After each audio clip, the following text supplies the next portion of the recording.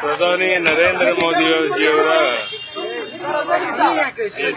ಒಂದು ಐತಿಹಾಸಿಕ ತೀರ್ಮಾನ 29 ರೂಪಾಯಿ ಕೆಜಿ ಅಕ್ಕಿಯಂತೆ ಸಾಮಾನ್ಯ ಜನರಿಗೆ ಮಧ್ಯಮ ವರ್ಗದ ಜನರಿಗೆ ಕೊಡುವಂತ ಒಂದು ಐತಿಹಾಸಿಕ ತೀರ್ಮಾನವನ್ನು ತಗೊಂಡಿದ್ದಾರೆ.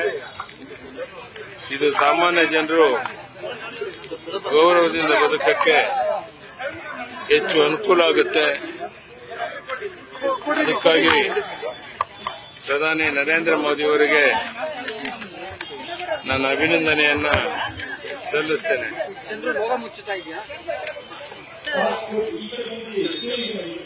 Under the ambitious scheme of our Prime Minister Narendra Modi ji, daily essential food items are being offered at subscribed prices under a single brand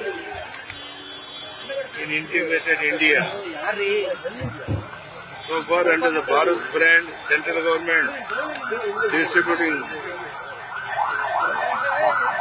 Denna dal at ₹60 per kg, wheat flour at ₹27.50 per kg,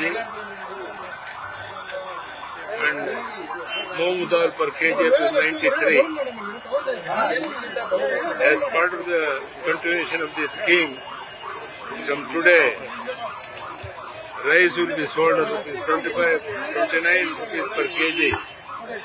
I congratulate the Honorable Prime Minister Narendra Modi ji and the Union Minister of Food and Civil Supply for framing this scheme in the interest of the common people. Thank you. ಧನ್ಯವಾದ. ಕಾಂಗ್ರೆಸ್ ಅವರು ಡೆಲ್ಲಿಯಲ್ಲಿ ಪ್ರತಿಭಟನೆ ಮಾಡ್ತಾ ಇದ್ದಾರೆ.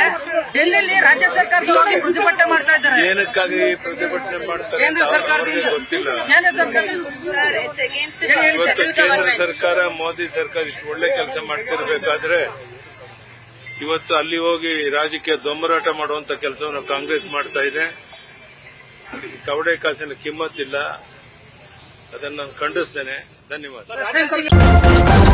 News first ನಿರ್ಭೀತಿಯಿಂದ ನಿಮ್ಮ ಪರವಾಗಿ.